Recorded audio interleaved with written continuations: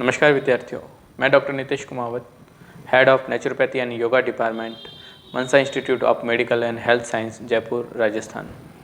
विद्यार्थियों, आप हमारे इंस्टीट्यूट से 2.5 वर्षीय DNYS कोर्स का अध्ययन कर रहे हैं, जो शिक्षा मंत्रालय, भारत सरकार के केंद्रीय शिक्षा बोर्ड NIOS से प्रायोजित है।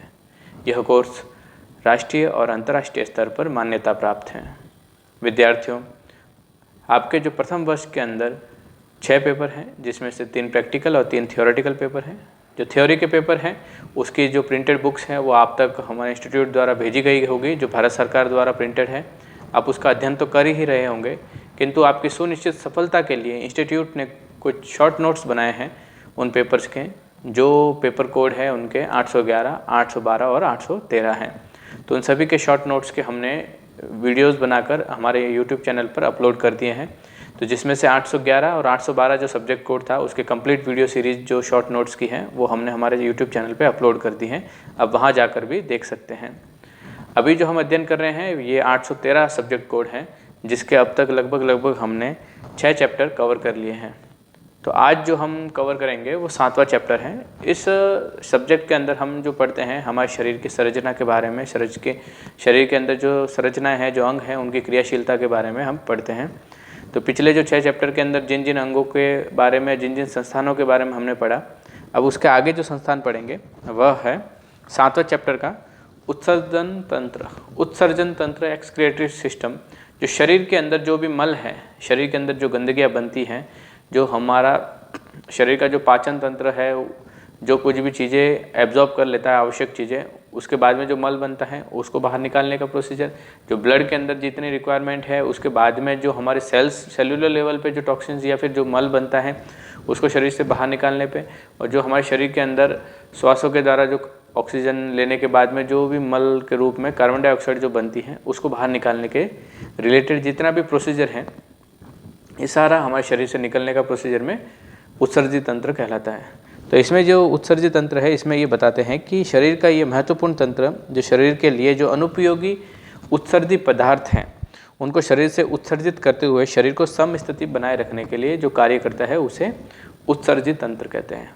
इसमें कहा गया है कि शरीर के अंदर जो भी मल बन रहे हैं, जो उत्सर्जित पदार्थ है, ऐसे पदार्थ जो शरीर के लिए आवश्यक नहीं है, अनावश्यक वस्तु हैं, वो शरीर से उत्सर्जित हो जाए, बाहर निकल जाए, और शरीर के अंदर की जो नेचुरल फॉर्मेलिटी है, जो अंदर का जो फॉर्मेशन है, समस्थिति बनी रहे, उसके लिए जो कार्य करता है वह उत्सर्जित तंत्र करता है। तो उत्सर्जित पदार्थ जो है 3 प्रकार के होते हैं। एक तो होते हैं ठोस पदार्थ, एक होते हैं जलीय पदार्थ, और एक जो होता है गैसीय पदार्थ। 3 प्रकार से हमारे शरीर के अंदर जो है वो मल बनता है, उत्सर्जित पदार्थ बनते हैं। तो उनको 3 फॉर्म में अलग अलग तरीके से निकाला जाता है। तो सबसे पहला जो ठोस उत्सर्जित पदार्थ था वह बड़ी आंत के द्वारा जो मल के रूप में हमारे शरीर से बाहर निकल जाता है। दूसरा जो द्रव्य उत्सर्जित पदार्थ हैं, जो लिक्विड फॉर्म में जो उत्सर्जित पदार्थ होते हैं, जो हमारे ब्लड और हमारे सेल के लेवल पे जो सारी चीज़ें होती है, उसको क्लीन करने के लिए हमारी किडनी और हमारी स्किन, जो हमारी त्वचा है, उस त्वचा से कई बार पसीने के द्वारा, कई बार अलग अलग फोड़े फुंसी के द्वारा भी ये सारी गंदगियाँ बाहर निकलती हैं।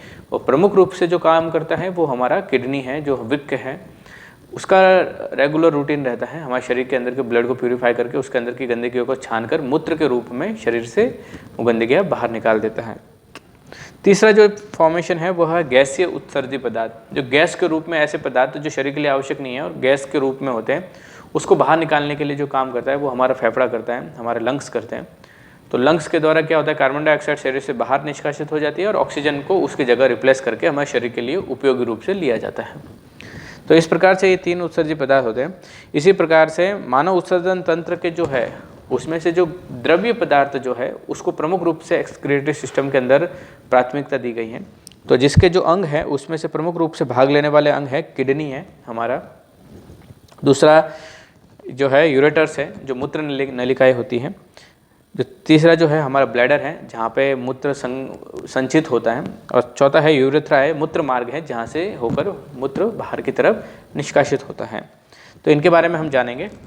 सबसे पहले हम जानेंगे किडनी के बारे में। वृक्क कहा जाता है इसे।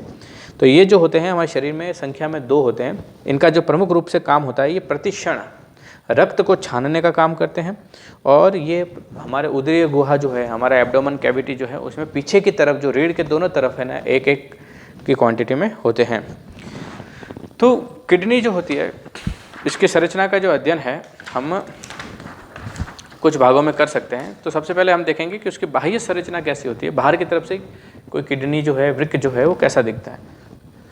तो सबसे पहले ये जो संख्या में जो होते हैं वो 2 होते हैं, एक लेफ्ट राइट, एक जो राइट साइड, दोनों तरफ होते हैं एक एक, रीढ़ की दोनों तरफ एक एक होता है, जो हमारे पीछे वाले भाग की तरफ होता है। ये ध्यान रखना है, पीछे की तरफ होती है किडनी। आप जब कई बार देखे होंगे कि किडनी का ऑपरेशन होते हैं तो आगे की तरफ चीरा लगाया जाता है, तो वो आगे की तरफ नहीं होती है, वो हमारे अंदर की तरफ होती है, ऊपर की तरफ होती है। जहाँ हमारी पसलियाँ खत्म होती हैं तो यहाँ साइड में जो कैविटी होती है उस वाले हिस्से में ये किडनी पाई जाती है।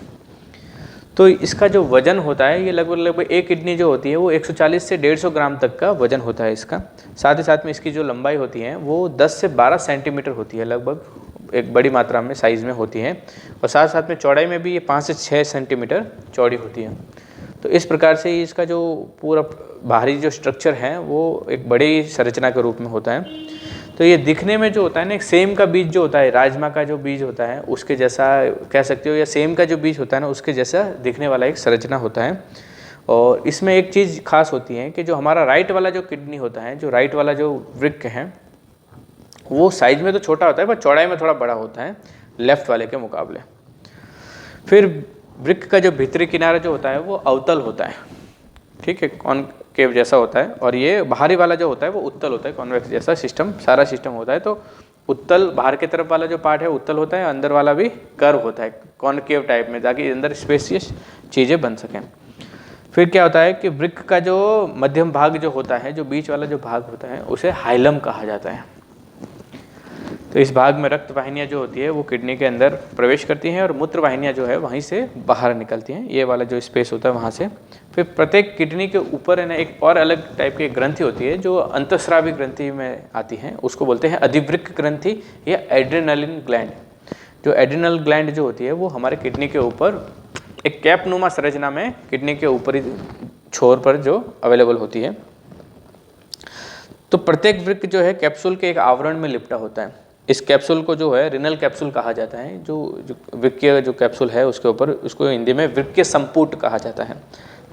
तो इसमें क्या होता है कि फैट संचित होता है, वसा जो होता है वो वसा की एक प्रकार से देख सकते हो कि ये कैप्सूल जो होता है वसा के लेयर से बना हुआ होता है, जिससे क्या होता है ये गद्दी की तरह काम करता है और उसके इंटरनल स्ट्रक्चर को, किडनी के इंटरनल स्ट्रक्चर को बाहरी आघातों से बचाता है।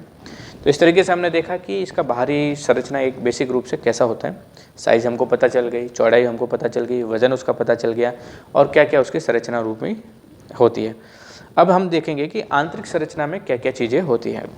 तो आंतरिक संरचना को 3 भागों में बांटा गया है। सबसे पहला जो है वो है रिनल पेल्विस, जिसे वृक्कीय श्रोणि कहा जाता है। दूसरा जो है वो है रिनल मेडुला, जिसको वृक्कीय अंतस्था कहा जाता है। और चौथा जो है, तीसरा जो है वो है रिनल कॉर्टेक्स, जिसे वृक्कीय प्रांतस्थता कहा जाता है, प्रांतस्था।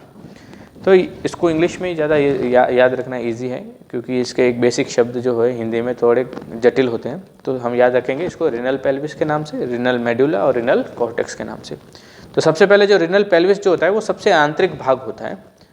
दूसरा जो रिनल मेडुला है, जो मध्य भाग है, मेडुला जो शब्द है वो मध्य भाग के लिए ही यूज़ होता है। और मध्य भाग में कुछ त्रिकोणाकार संरचना होती है जिन्हें पिरामिड्स भी कहा जाता है। तीसरी जो चीज़ है रिनल कॉर्टेक्स, जो बाहरी आवरण जो है, बाहर का जो मोटा भाग जो बनाता है वो कॉर्टेक्स कहा जाता है।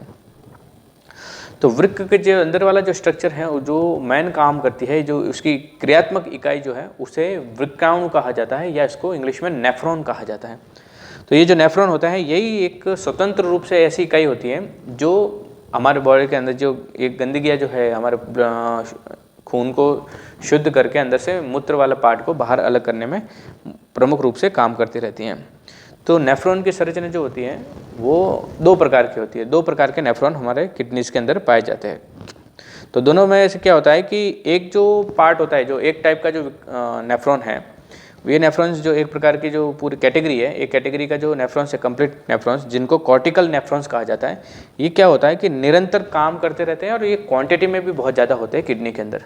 तो बहुत ज़्यादा क्वांटिटी में पाए जाने वाले जो नेफ्रॉन्स है, जो निरंतर रूप से काम करते हैं, जो ये अपने खून से पेशाब को अलग करने का निरंतर रूप से काम करते हैं, उसे कहता है कॉर्टिकल नेफ्रॉन्स। दूसरे प्रकार के जो नेफ्रॉन्स हैं उन्हें कहा जाता है जस्टामेडुलरी नेफ्रॉन। जस्टामेडुलरी नेफ्रॉन क्या कहते हैं कि ये एक विशेष स्थिति या दबावपूर्ण स्थिति के अंदर ही एक्टिव होते हैं और वो उसी समय काम करते हैं और इनकी इसलिए संख्या भी कम ही होती हैं। तो इस प्रकार से हमने देखा है कि दो प्रकार के नेफ्रॉन्स होता है। अब दोनों प्रकार के नेफ्रॉन्स के अंदर एक विशेष रूप से संरचनाएं पाई जाती हैं, तो इस संरचना को भी दो हिस्सों में डिवाइड किया गया है। तो उनके संरचनात्मक जो वेरिएशंस है उसमें दो प्रकार के जो वेरिएशंस है, एक को बोला जाता है ग्लोमेरुलर और दूसरा जो होता है रिनल ट्यूब्यूल जिसको हिंदी में ग्लोमेरुलर को केशिका गुच्छे कहा जाता है। मतलब केशिकाएं जो होती हैं, बाल से भी झीनी जो रक्त वाहिनियाँ होती हैं उनको केशिकाएं कहा जाता है। उनका एक गुच्छानुमा संरचना होती है जिसे ग्लोमेरुलर कहा जाता है।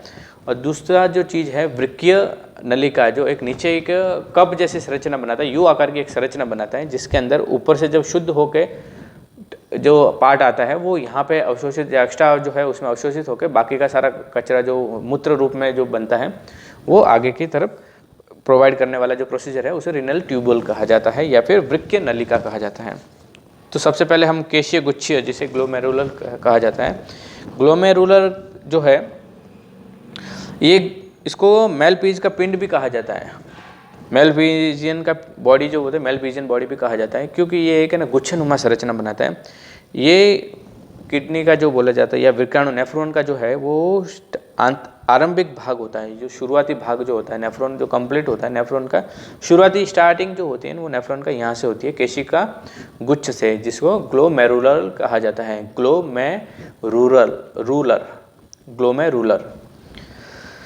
तो ये जो काम है इसका काम क्या है, छन्नी जैसा है। जैसे आप कोई चाय या कोई भी चीज़ छानते हो तो जो छन्नी वाला जो पार्ट होता है ना, वो जो काम करता है वो इसका काम उस तरीके से होता है। इन छोटी छोटी केशिकाओं से क्या होता है कि ब्लड जब इनमें से गुजरता है तो इनमें से प्रोटीन वाला पार्ट तो रह जाता है अंदर, और बाकी का जो एक्स्ट्रा वाला जो पार्ट है इसमें से जो घुलनशील है, जो जल में घुलनशील लवण है, जल है, ये सब कुछ है ना उसमें से छनकर नीचे किस में आ जाता है, वृक्कीय नलिका में आ जाता है। किस में आता है, किडनी के जो ट्यूब्यूल जो है, रिनल ट्यूब्यूल जो है उसके अंदर आ जाता है। तो प्रोटीन गुजर नहीं जाता है तो प्रोटीन क्या होता है वापस से बॉडी के अंदर यूज़ होने लग जाता है, और जो एक्स्ट्रा जो पार्ट होता है, जो कचरा जो वाला हिस्सा होता है वो बाहर निकल जाता है। इसीलिए जब देखा होगा कि जब आप यूरिन टेस्ट वगैरह करवाते हैं तो उसमें प्रोटीन की मात्रा वगैरह चेक की जाती है। उससे ये समझ में आता है कि आपका किडनी का जो लेवल है वो किस तरीके का कौन सा स्तर दिखा रहा है। अगर वो प्रॉपर काम नहीं कर रहा होगा तो प्रोटीन बॉडी से ज़्यादा सीक्रेट होगा, और ज़्यादा सीक्रेट होगा इसका मतलब ये है कि आपका प्रोसीजर ख़राब हो रखा है। तो इसमें ये चीज़ देखनी है कि भाई इतनी केशिकाएं जो होती है इतनी छोटी होती है तो प्रोटीन नहीं गुजर पाता है, ठीक है। तो बाकी का जो घुलनशील पार्ट है वो बाहर निकल जाता है, और वो ये रक्त छानने की सबसे पहली कड़ी होती है या पहला चरण होता है। तो रक्त में जो उपयोगी जो शर्करा और लवण जो होते हैं ना वो सब कुछ छन जाते हैं, और इन छने हुए पदार्थ को जो किडनी है, जो वृक्क है, वो पुनः अवशोषित कर लेता है। शरीर के अंदर से मटेरियल जो होता है, आवश्यक मटेरियल जो होता है, शरीर वापस से एब्जॉर्ब करने का कैपेसिटी रखता है, और जो बिल्कुल भी काम का नहीं है उसे बाहर निकलने के लिए आगे भेजा जाता है। तो केशिका गुच्छे के बाद में जो छन का जो पार्ट जो होता है वो आता है वृक्कीय नलिका के अंदर, जो नीचे कीपनुमा संरचना होती है। जैसे ऊपर जो केशिका गुच्छ है और गुच्छ से जो भी छन के उसके अंदर नीचे इकट्ठा हुआ एक पात्र के रूप में समझ लो या फिर एक नलिका के रूप में समझ लो, जो रेनल कैप्स जो है ट्यूब्यूल है उसके अंदर सब आता है पार्ट। तो वृक्कीय नलिका जो नेफ्रॉन का ऐठा हुआ कुंडी कार भाग होता है, जो अंग्रेजी के यू अक्षर के रूप में होता है, इसे हेनले लूप कहा जाता है। इस स्पेसिफिक संरचना को हेनले लूप कहा जाता है। एक ऐसा लूप जो हेनले लूप के नाम से जाना जाता है, लूप ऑफ हेनले। तो नेफ्रॉन की ये जो भुजा पहले नीचे की ओर जाते हैं फिर ऊपर की ओर जाती है। वृक्कीय नलिका के इस भाग में गुच्छ निस्यंदन से छनकर आए द्रव्य को पुनः अवशोषण की क्रिया होती है। जो ऊपर केशिका गुच्छ से जो भी छन के आया था पार्ट, उसमें जो काम की चीज़ें है वो वापस से शरीर में एब्जॉर्ब हो जाती है।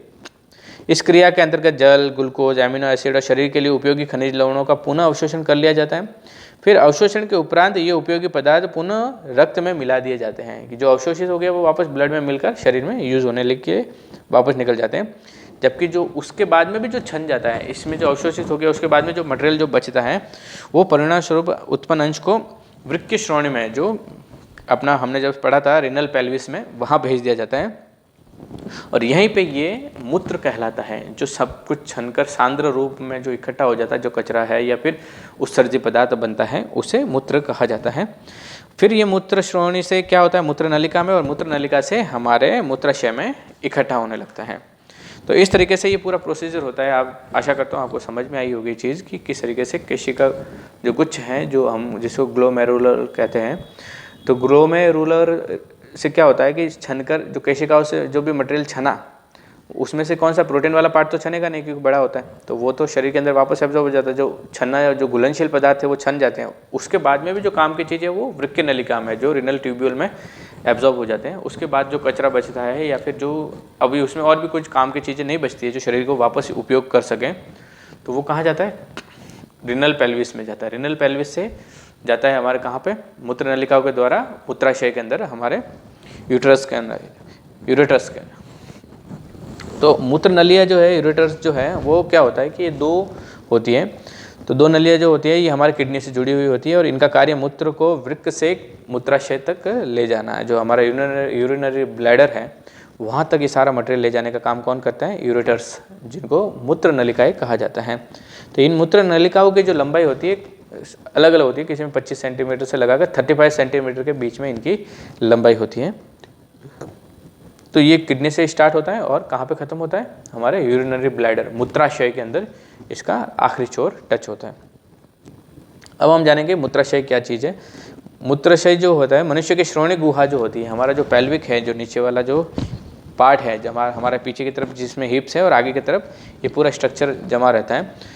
तो ये जो खोखला अंग होता है उसमें अनैच्छिक पेशियों से निर्मित, अनैच्छिक जिसमें हम कंट्रोल नहीं कर सकते, ऐसी पेशियों से निर्मित अंग जो है वो मूत्राशय कहलाता है। मूत्राशय का कार्य क्या है कि जो किडनी से उत्पन्न मूत्र जो होता है उसको संचित करना होता है।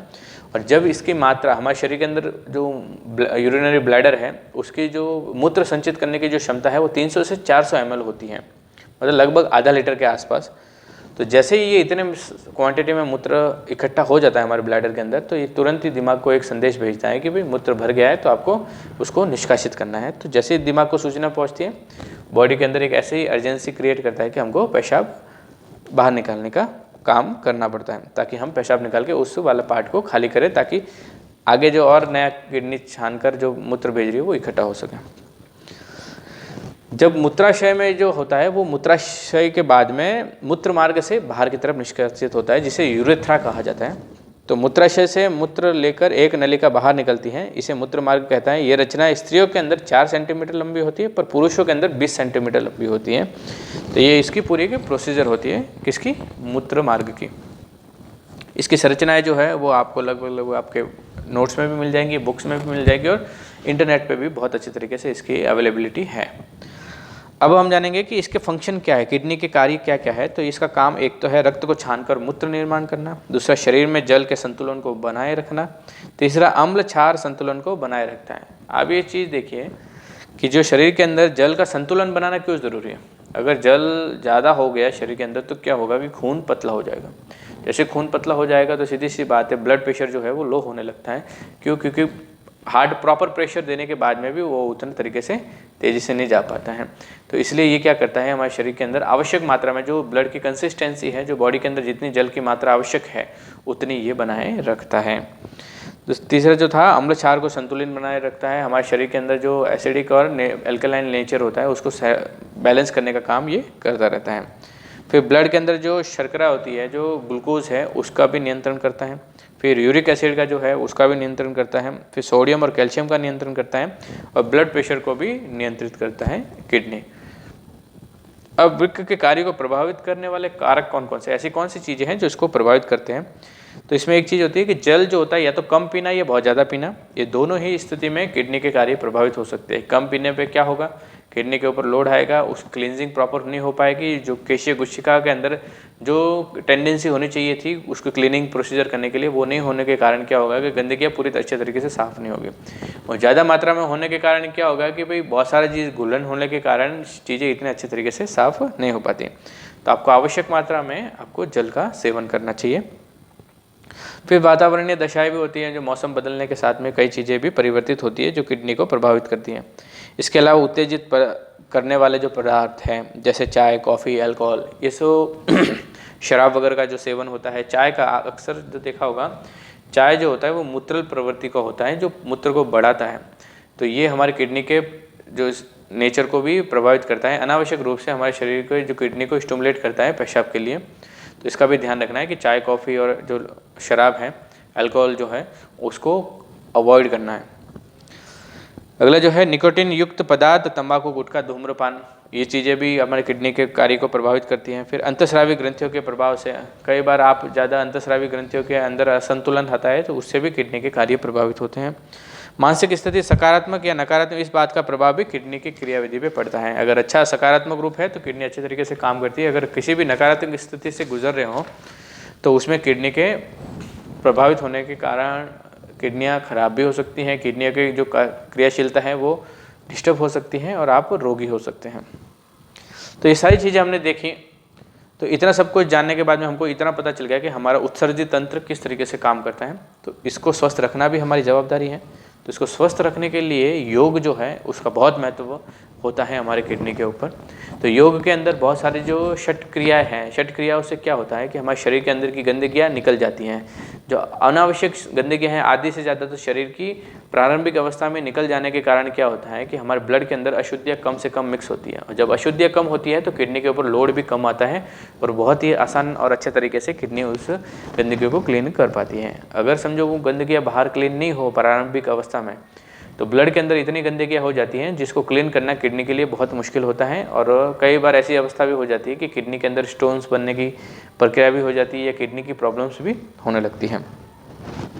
तो जो षट क्रिया थी वो हमारी प्रारंभिक रूप से शुद्धता करने के कारण क्या होता है कि हमारे शरीर के अंदर किडनी को बहुत ही हेल्प मिलती है। इसके अलावा योगासनों का जो अभ्यास है, नियमित रूप से योगासन करने से मांसपेशियों के अंदर अच्छे से स्ट्रेच आता है, अच्छे से फ्लेक्सिबिलिटी आती है। तो मांसपेशियाँ जो होती है कड़क होने की जगह मृदु रहती हैं, कंफर्टेबल रहती हैं, फ्लेक्सिबल रहती हैं। और साथ ही साथ में बैकवर्ड बेंडिंग जो आसन है, पीछे की तरफ झुकने वाले जो आसन है, किडनी पर भी एक अच्छा दबाव बनाने के कारण किडनी के अंदर रक्त का संचार जो है वो सुचारू होने लगता है और किडनी स्वस्थ बनती है और शक्तिशाली बनती है, जिससे भी किडनी बहुत अच्छे तरीके से कार्य करती है। फिर नियमित प्राणायाम के अभ्यास करने से क्या होता है कि आपके जो अंतर्मन में शांति होती है, तो मानसिक रूप से सकारात्मकता उत्पन्न होने से क्या होता है कि प्रेशर जो होता है हमारे बॉडी के अंदर नहीं आता है, अंतस्रावी ग्रंथियाँ डिस्टर्ब नहीं होती है, जिससे किडनी भी स्वस्थ बनी रहती है। फिर इंद्रियों का चित्त के स्वरूप में तदाकार होना, इंद्रियों का जो प्रोसीजर है पूरा प्रत्याहार द्वारा आहार विहार जो है हमारा कंट्रोल होने से क्या होता है, जीवन शैली बेहतर होने से हमारे सारे अंग जो है, हमारे शरीर के जितने भी संस्थान हैं उन सभी पे अच्छा प्रभाव पड़ता है। फिर ध्यान के अभ्यास के कारण भी हमारे हार्मोन्स जो है वो संतुलित रहते हैं, जिससे उत्सर्जन तंत्र जो है वो स्वस्थ बना रहता है। इसके अलावा बाकी जो अंग हैं वो भी बड़े अच्छे तरीके से स्वस्थ होते हैं। समाधि में साधक चारों ओर सकारात्मक वातावरण की अनुभूति करता है, और जैसे मैंने पहले बताया था कि सकारात्मकता होना ही आपके शरीर के बहुत सारे अंगों को रोग मुक्त करने का एक बहुत बढ़िया उपाय है। तो इस तरीके से विद्यार्थियों, आशा करता हूँ आपको हमारा जो उत्सर्जित तंत्र है, जो हमारा शरीर के अंदर की गंदगी को निकालने का जो पूरा प्रोसीजर था वो आपको अच्छे से समझ में आया होगा। और इसी आशा के साथ मैं आपसे अलविदा चाहूँगा। अगला जो अध्याय होगा वो रक्त परिसंचरण तंत्र के बारे में होगा, जो ब्लड सर्कुलेशन सिस्टम है हमारे शरीर के अंदर, उसके बारे में हम अध्ययन करेंगे, जो 8वां चैप्टर होगा। तो आशा करता हूँ आप बहुत अच्छे तरीके से समझ गए होंगे। धन्यवाद।